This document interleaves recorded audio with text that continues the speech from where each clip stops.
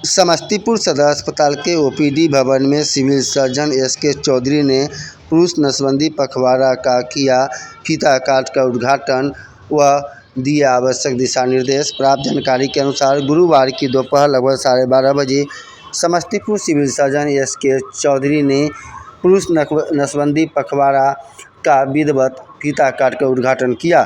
इस मौके पे Samastipur civil surgeon doctor SK Chaudhary, सदर उपाधीक्षक doctor Girish Kumar, doctor Pushpa Rani, DHS से डीएएम पंकज, डीसीएम अनीता कुमारी एवं development and partners NPCI India and Piramal के प्रतिनिधि रहे उपस्थित।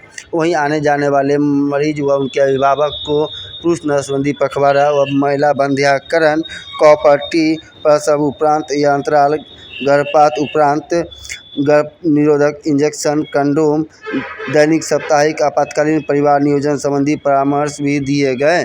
इस मौके पे जीएनएम व स्वास्थ्यकर्मी भी रहे उपस्थित। ये एक्चुअली पखवाड़ा का हम लोग आयोजन कर रहे हैं। आप सबको पता होगा कि हर 1-2 महीने पे सरकार की तरफ से ये बहुत बर्निंग इशू है पॉपुलेशन, तो इसीलिए फैमिली प्लानिंग से रिलेटेड जो पखवाड़ा है हम लोग का हर 2 महीने 1 महीने पर लगता है। लेकिन इस बार हम लोग फोकस कर रहे हैं पुरुष नसबंदी पखवाड़ा। इसका नामकरण भी यही किया गया वर्चुअली, लेकिन इसमें दोनों सेगमेंट पर ध्यान दिया जा रहा है, महिलाओं के लिए भी और पुरुषों के लिए।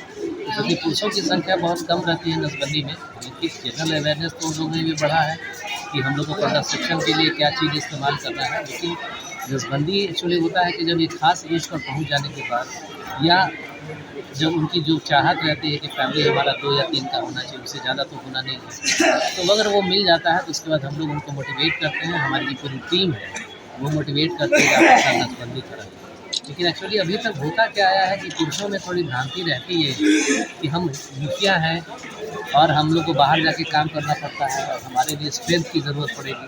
तो अगर हम नसबंदी पुरुष नसबंदी कराते हैं तो हमारे स्ट्रेंथ पर इसका असर पड़ेगा। जबकि वस्तुतः बात यह है कि पुरुष के हेल्थ में या पुरुष के स्ट्रेंथ में कहीं कोई कमी नहीं आती है, और ये भ्रांति पता नहीं कैसे लोगों में पहुंच गया है। तो हम लोग इस भ्रांति को लोगों से हटाना है। और चूँकि महिलाएं को हम लोग को प्रोटेक्ट करने के लिए इस पाने में ज़रूरत है, क्योंकि महिलाओं के साथ तो है कि डिलीवरी है, कभी उनका एमटीपी है, कभी अबॉर्शन है, कभी नॉर्मल डिलीवरी है, कभी सीरियस होता है। और ऐसे भी महिलाओं का जो कंस्टिट्यूशन है बॉडी का, इसमें कुछ ना कुछ गड़बड़ियाँ कुछ ना कुछ होती रहती है, ज़्यादा वो एक्सपोज होती हैं।